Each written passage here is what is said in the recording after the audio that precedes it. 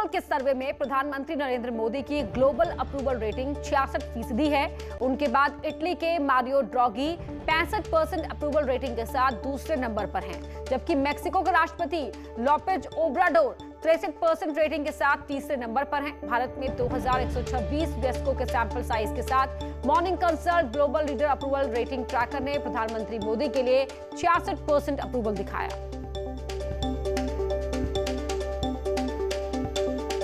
इस तरह से बिना रुके हुए, बिना थके हुए और लोगों के, जनता के, सरोकार के जुनून और जज्बे के साथ काम करते हैं।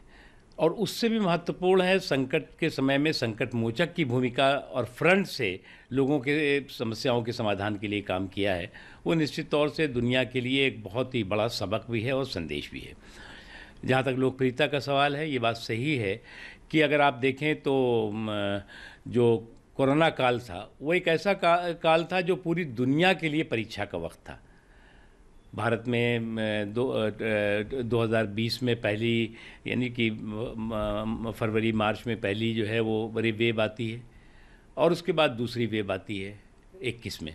लेकिन आप देखें इन 1 सालों के अंदर सुविधाएं, सेहत के लिए सुविधाएं, संसाधन की पूरी व्यवस्था करना और बहुत ही कम महीने, 1.5 महीने, 2 महीने के अंदर उस वेव को रोकना, ये अपने आप में एक बहुत ही अद्भुत और बहुत ही मजबूत इच्छा शक्ति का नतीजा रहा है। वो प्रधानमंत्री नरेंद्र मोदी।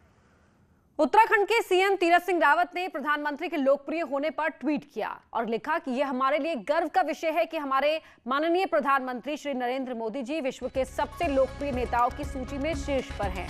प्रधानमंत्री जी का देश के प्रति निस्वार्थ समर्पण और प्रेम ही उनको जनमानस के बीच इतना लोकप्रिय बनाता है। और इन शब्दों के साथ ही यहाँ सीएम तीरथ सिंह रावत ने खुशी का इजहार किया है, ट्वीट किया है प्रधानमंत्री मोदी की लोकप्रियता को लेकर।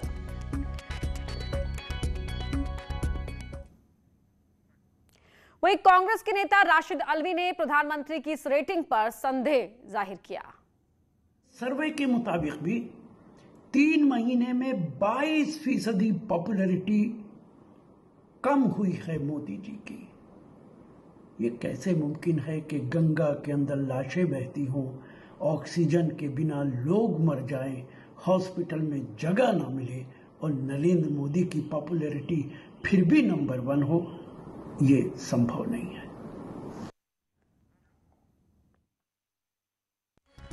तो 3 महीने में पीएम की रेटिंग घटी है, ये कहना है राशिद अल्वी का। और साथ ही रेटिंग के पैरामीटर को भी उन्होंने गलत ठहरा दिया। सवाल खड़े किए कि किस तरीके से मामले सामने आए और उसके बावजूद भी प्रधानमंत्री की लोकप्रियता बढ़ती हुई दिखा रही है रेटिंग। अब अगली बड़ी खबर का रुख करें। दिल्ली से बड़ी खबर आपको बता दें, जहां बाबा का ढाबा संचालक ने नींद की गोलियां खाकर जान देने की कोशिश की है। गंभीर हालत में सफदरजंग में एडमिट कराया गया। आर्थिक तंगी बताई जा रही है वजह, पुलिस कर रही है मामले की जांच। तो बाबा का ढाबा, जिन्होंने अभी हाल ही में अपना रेस्टोरेंट बंद करने के बाद वापस ढाबा चलाना शुरू किया था और जिसके साथ इस ब्लॉगर के साथ विवाद हुआ था, गौरव उसके साथ अपने विवाद सुलझाया भी था और अब यहां जान देने की कोशिश की है, ऐसी बात निकलकर सामने आई है। बागपत में बीजेपी के एमपी डॉक्टर सत्यपाल सिंह का अजीबोगरीब बयान सामने आया है। कहा सोशल मीडिया पर हैं कुछ चवन्नी छाप लोग, झूठ बोलने वाले अगले जन्म में भी नहीं बनेंगे इंसान। झूठ बोलने वालों की अगले जन्म में जीभ कटेगी। इनके बहुत लोगों को मालूम होगा, कई बार ये बात हुई। आजकल कुछ लोग ऐसे भी हैं सोशल मीडिया पर चवन्नी छाप लोग हैं, कुछ भी लिखते हैं, हमने पुल बनवा दिया, पुल बनवा रहे, ये करवा रहे, बड़े बड़े को कर रहे। भाई आप सबको मालूम है पुल किसने बनवाया? भाई अगले जन्म में आदमी तो बने नहीं। भाई जीभ किसको दी? आदमी को दी। और आदमी जीभ से झूठ बोलने तो अगले जन्म में जीभ कटने वाली।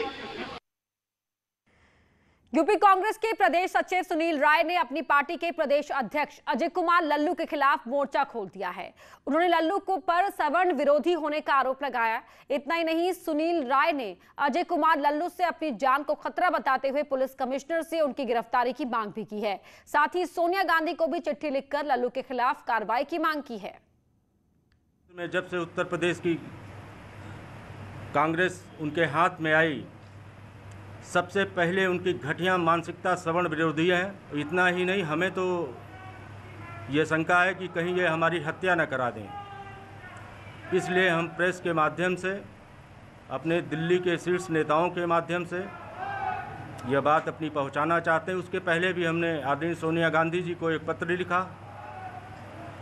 हमने कहा आदरणीय लल्लू जी का व्यवहार एकदम